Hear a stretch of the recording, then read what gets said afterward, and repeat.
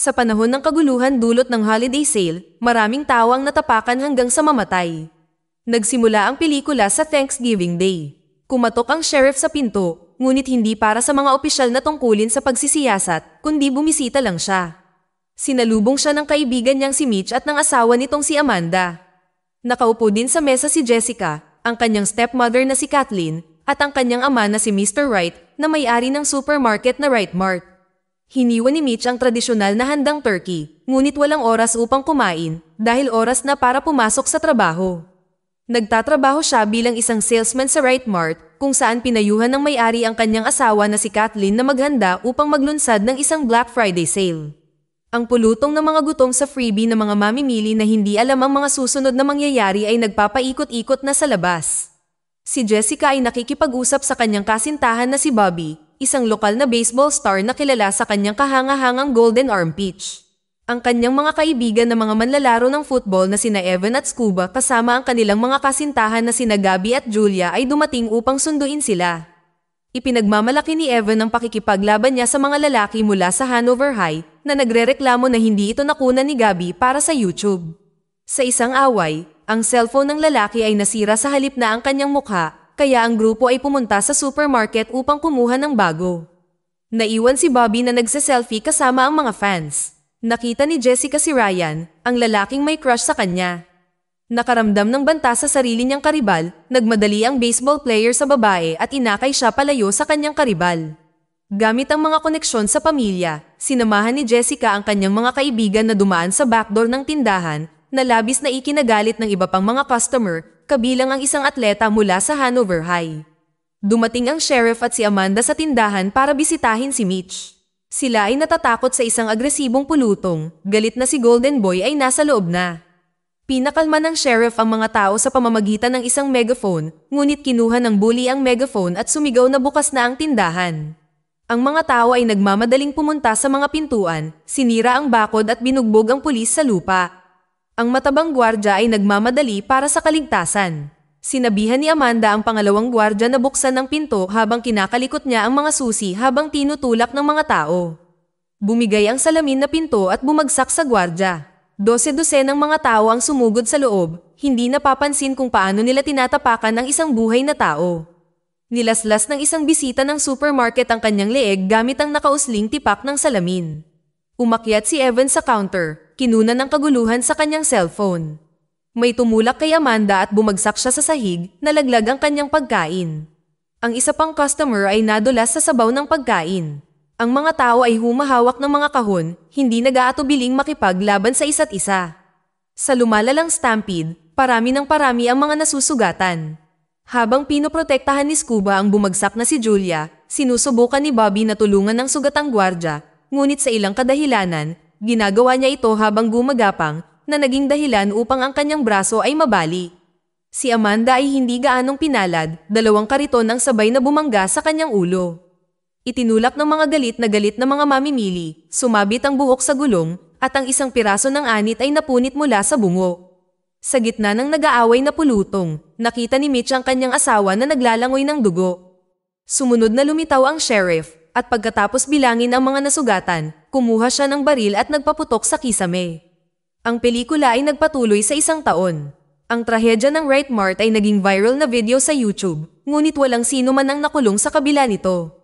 Nagpaplano ang tindahan ng isa pang holiday sale na hindi pinapaboran ng marami. Si Mitch, na huminto sa trabaho, ay sinisisi si Wright sa nangyari, na nagsasabi na nagtipid siya ng pera para sa seguridad sa pamamagitan ng paglilimita sa kanyang gwardya sa 2 tao. Sa kainan, sinabi ng sheriff sa bagong deputy na para sa holiday, ang taong bayan ay nagbibihis bilang mga peregrino at nagsusuot ng maskara ng unang gobernador ng estado, si John Carver. Sa perya, pinaalalahanan si Jessica ng kanyang madrasta na oras na para mag-record ng isang tradisyonal na patalastas kasama ang kanyang ama, ngunit ang bahay ni Carver, kung saan madalas nilang ginagawa ito, ay inatake ng mga hoodlum. Makikipagkita si Ryan kay Jessica dahil si Bobby ay lumayo pagkatapos ng insidente, kaya ngayon ay nililigawan niya ito. Ang dalaga ay tumatambay kasama ang mga kaibigan sa isang cafe, kung saan ang isang kaklase ay nagbebenta ng mga tiket sa isang party ng lokal na tusong huckster na si McCarthy. Sa tingin niya ay nakita niya si Bobby, ngunit lumabas ito. Ang mga lalaki ay nakatanggap ng isang mensahe mula sa peking John Carver account, isang larawan ng isang festive table kung saan silang lahat ay nakatag. Habang nagsasaya, hindi sila naghihinala na sa isang lugar sa bayan ay nanunood ang isang misteryosong estranghero ng video ng trahedya sa YouTube at hinahasa ang kanyang sandata. Sa gabi, nang magsasara na ang kainan, isang waitress na nakilahok sa isang holiday stampede ang inatake ng isang hindi kilalang tao na nakasuot ng John Carver. Matapos isawsaw ang babae sa sink, itinulak siya ng attacker sa nakabukas na pinto ng freezer na pinipilit niyang alisan ng balat ang kanyang mukha para makalaya.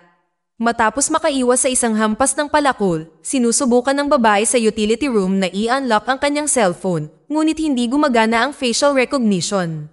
Tumakbo siya palabas sa parking lot at nakita niya ang isang estranghero na nagmamaneho ng kotse at hinabol niya ito sa basurahan. Sinusubukang magtago sa loob, ang babae ay tinamaan ng isang takip na naghiwa sa kanya sa dalawa. Kinabukasan, makikita ang ibabang kalahati sa logo ng Right Mart sa tabi ng discount banner. Sa paaralan, nakatanggap ang mga kabataan ng bagong mensahe mula kay John Carver. Ang mga palatandaan na may kanilang mga pangalan ay lumitaw sa mesa. Sa kabila ng insidente, walang plano si Wright na kanselahin ang pagbibenta na iniulat ni Jessica sa kanyang nag-aalalang mga kaibigan. Sa paglabas nila sa paaralan, si McCarthy ay nagmaneho papunta sa kanila at nag-alok na mag-stock ng mga armas para sa pagtatanggol sa sarili. Hiniling ng sheriff na tumulong si Jessica. Alam ng mga pulis na nasa video ang biktima at gustong tukuyin ng ibang tao sa video para maiwasan ang posibleng pagtatangkang pagpatay. Ang sitwasyon ay pinalala ng katotohanan na ang recording mula sa mga surveillance camera ng tindahan sa masamang gabing iyon ay nawala, kaya ang lahat ng pag-asa ay nakasalalay sa pahayag ng mga saksi na naroroon. Naghihintay si Bobby sa babae malapit sa istasyon, inamin niya na umaga pa siya naghihintay at nag-alok na mamasyal. Humingi ng paumanhin ang lalaki para sa pagputol sa kanilang ugnayan, ngunit dumaan siya sa isang mahirap na panahon sa kanyang buhay. Ang kanyang career ay ipinagpaliban dahil sa kanyang pinsala. Inamin ni Jessica sa kanya na ang kanyang ama ay mayroon pa ring kopya ng video footage mula sa mga kamera sa kanyang computer at gusto niyang pag-aralan ang mga ito upang matulungan ang sheriff. Naputol ang pag-uusap nang dumating si Ryan. Sa gabi, ang duwag na gwardya ay nag-iimpake ng kanyang mga gamit para umalis sa lungsod, ngunit ang kanyang pasaporte ay biglang nawala at isang maskara ang lumitaw. Napagtanto na hindi siya nag-iisa sa apartment, kinuha ng gwardya ang isang batuta, pinagbabantaan ng estranghero.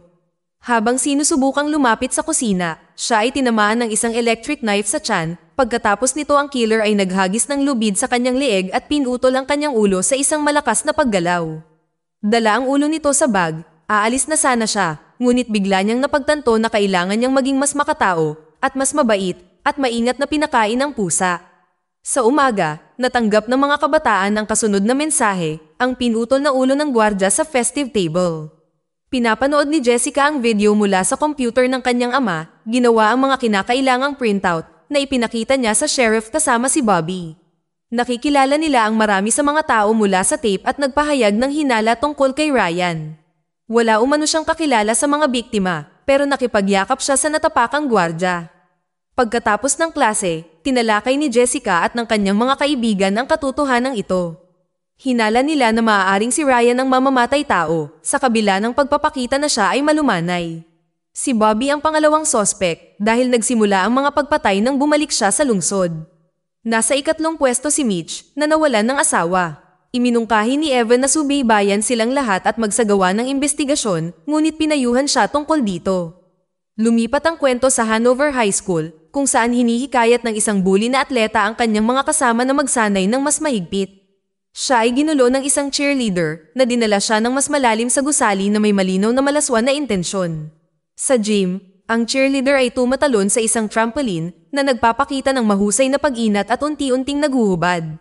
Habang tumatalon ng nakatalikod, hindi niya napansin kung paano maingat na pinihit ng mamamatay tao ang leeg ng lalaki, pagkatapos ay tinusok niya ang trampoline gamit ang isang kutsilyo mula sa ibaba, kaya naman ang cheerleader na nasasarapan sa pagtalon ay bumabagsak sa kutsilyo ng paulit-ulit bago tuluyang huminto. Ipinaalam ng sheriff sa mga manlalaro na ang laban sa Hanover High ay kinansela para sa mga kadahilan ng pangseguridad. Pinayuhan niya ang mga kabataan na huwag maglakad ng mag-isa. Umalis si Evan para magpalit kasama si Gabby habang hinihintay sila ni Jessica. Sa paligid ng kanto, sila ay inatake ni John Carver. Nakatanggap si Jessica ng mensahe na humihiling sa kanya na pumunta sa locker room, ngunit sa daan ay narinig niya ang mga tunog ng signal mula sa isang basurahan. Nasa loob ang phone ni Gabby. Itinaas ang cellphone, napansin ng dalaga ang mamamatay tao sa refleksyon at umiwas sa hampas. Nang makatakas, nagtago siya sa dressing room ng isang grupo ng teatro na nagbabalat kayo sa mga mannequin na may mga wig. Habang lumilingon si Craver sa paligid, inabot niya ang gunting ngunit nalaglag ang spray can. Paglingon sa ingay, ang mamamatay tao ay nasprayhan sa mukha at si Jessica ay tumakas. Matapos tanungin ng sheriff, sabay na sumulpot sina Bobby at Ryan. Ang mga lalaki ay nag-aaway dahil sa selos at halos magsuntukan, ngunit pinigilan silang dalawa ni Jessica. Kasunod, dumating ang ama ni Julia, isang simpleng awtoridad ng Russia, at dinala ang kanyang anak na babae upang dalhin siya sa Florida, malayo sa kabaliwan. Pumunta sina Scuba at Jessica kay McCarthy para bumili ng baril. Nag-alok siya ng isang Magnum at isang gold-plated na Desert Eagle, ngunit nauwi sila sa pagbili sa isang simpleng baril at hindi gaanong pansinin. Sa pagbabalik ay tinawagan nila si Julia na nag-iimpake ng kanyang mga gamit. Isang pulis na ipinadala ng sheriff at ang ama ang naka-duty sa ibaba. Hindi alam ng dalaga na nakapasok na si Carver sa bahay at pinatay ang nakatalagang pulis at ama gamit ang darts na naglalaman ng pampatulog. Habang nasa isang video call, nakita ng mga kaibigan kung paano inatake ng mamamatay tao si Julia sa pamamagitan ng pagsaksak ng maliliit na kahoy sa kanyang mga tainga. Ipinagpatuloy ng baliw ang broadcast na ipinapakita kina Scuba at Jessica habang kinukuha niya ang kanilang kaibigan. Nagmaneho ang mga kabataan sa bahay ni Julia, sa silid kung saan isinasagawa ang mga pagsasaayos. Pinagbantaan ni Scuba si Carver gamit ang isang baril, ngunit nagtago siya sa likod ng isang hostage at nagpakita ng isang broadcast kasama ang mga bilanggo na sina Evan at Gabby. Nang sa huli ay lumalabas na hindi marunong bumaril ang binatang football player, itinulak ni Carver si Julia sa umaandar na circular saw at tumakbo palayo. Naiwan ang magkakaibigan sa katawan ng isang kaibigan na halos maputol sa kalahati. Matapos talakayin ang sitwasyon, nagpa siya ang pulisya na tambangan ng parada. Bago magsimula, binigay ni McCarthy kay Jessica ang lucky ring ng kanyang ama para sa swerte. Hindi nagtagal ay nagsimula ang isang formal na prosesyon sa kahabaan ng main road. Nakaupo sa entablado ng mga unang Mayflower settler, tinitingnan ni Jessica ang lahat ng mga tao na naka-costume ng Carver. Ang prosesyon ay biglang pinahinto ng mga nagpoprotesta laban sa holiday sale ng Right Mart. Hinabol sila ng mga pulis at nagpatuloy ang trapiko. Biglang lumabas ang isang lalaking nakasuot ng clown costume upang salubungin ang manok na naglalakad sa parada at inalis ang kanyang ulo gamit ang isang mahusay na paghampas ng isang palakol. Nagsimula ang kaguluhan na pinatindi ng mga smoke bomb na Diyos lang ang nakakaalam kung saan nagmula. Naghagis siya ng stun grenade sa loob ng sasakyan at pagkatapos ay nabulag ang mga pasahero, pinatulog niya sila gamit ang darts at ninakaw ang kotse, tulad ni CJ ng Grand Theft Auto. Nakahiga sa mesa ang madrasta ni Jessica na parang turkey at nilalagyan ng butter ni Carver. Nang umalis siya upang suriin ang oven, ang babae ay nakatakas, kaya napilitan ng mamamatay tao na galugarin ang silid gamit ang pitchfork. Tulad ng isang kampyon sa taguan, si Kathleen ay lihim na pumunta sa hagdan at umakyat sa unang palapag. Sinusubukan niyang alisin ang mga tabla mula sa bintana gamit ang pambukas ng bote mula sa refrigerator na naglalaman ng duguan ngunit buhay pa rin na cheerleader. Nang marinig ang mga yabag, kumuha si Kathleen ng bote sa refrigerator at nagtago. Nakita ni Carver ang mga duguan na bakas ng paa ngunit hindi siya pumasok sa katabing silid kung saan nagtatago ang isang babae na may nakahanda ng bote. Sa halip, bigla niyang tinusok ng pitchfork ang dingding. Napagtanto na nasira ang pananambang, tumakbo si Kathleen palabas sa koridor at mula roon hanggang sa labasan, ngunit isang mahusay na pagkahagis ng pitchfork ang nagpakalma sa kanyang liksi. Sa sumunod na eksena, siya ay nasa oven, nililitsyon hanggang matusta. Natukoy ng pulisya ang pagsisimula ng isang live stream mula sa isang industrial place. Pagpunta doon, pinaghihinalaan nila na ang hideout ng baliw ay nasa underground tunnels kung saan ipinadala sila gamit ang mga special forces, ngunit ang paghahanap ay nagtatapos sa isang cellphone na nakatutok sa screen ng laptop, niligaw pala sila ng killer. Namulat ang mga bilanggo ni Carver sa festive table sa tabi ng mga bangkay ng mga nakaraang biktima. Gamit ang voice modulation, nag-alok ang mamamatay tao na magdiwang sa pamamagitan ng lechon na si Kathleen sa halip na turkey. Hawak ang baso na puno ng dugo ng cheerleader, inanyayahan ng baliw si Evan na mag-record ng bagong viral video kung saan binasag niya ang bungo ng lalaki gamit ang meat hammer. Inakusahan ni Carver ang mga natipon na sila ang nagdulot ng stampede sa supermarket dahil sa kanilang bastos na pag-uugali sa pamamagitan ng paglaktaw sa linya. Humiwa siya ng isang piraso mula kay Kathleen at inanyayahan ang kanyang asawa na kainin ito. Sa oras na ito, si Jessica, gamit ang singsing ni McCarthy, ay pinutol ang mga tali at ibinigay ang singsing kay Scuba. Nang napalaya niya ang kanyang sarili, itinulak nila ang baliw at tumakbo palayo. Hinabol sila ni Carver gamit ang palakol at tinamaan si Scuba habang nakatakbo si Jessica.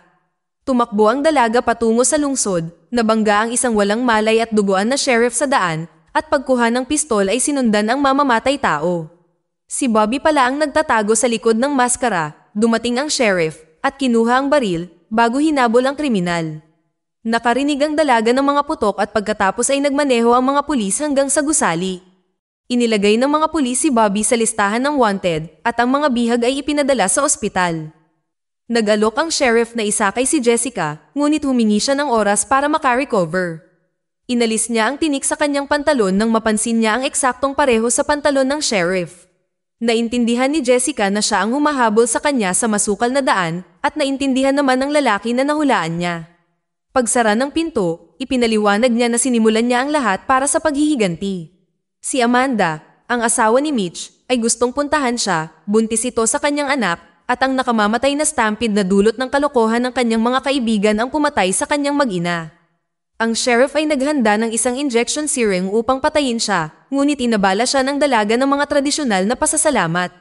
Gamit ang isang smartphone na nakita bilang ebidensya, ini-broadcast niya ang kanyang pag-amin. Sinugod siya ng sheriff ngunit natumba siya ng martilyo. Dumating pala si Bobby para iligtas siya.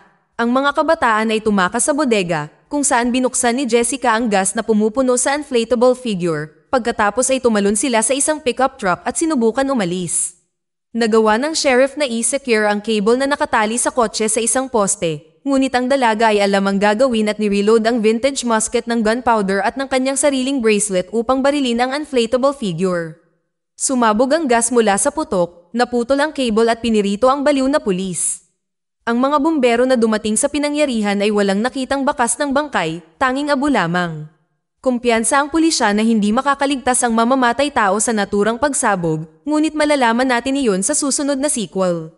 Pagkatapos ng kanyang karanasan, si Jessica ay nananatili kay Ryan, ngunit sa gabi ay nagkaroon siya ng bangungot tungkol sa sheriff na nilamon ng apoy na nakatago sa aparador, ngunit ito ay isa lang masamang panaginip na tulad ng isang pelikula na nagtatapos sa isang awakening. Dito na nagtatapos ang kwento. Kung nagustuhan mo ito, huwag mahihiyang pindutin ang like button, at kung hindi mo ito nagustuhan, pindutin ang dislike button ng 2 beses para lang makasigurado. And as always, thank you for watching.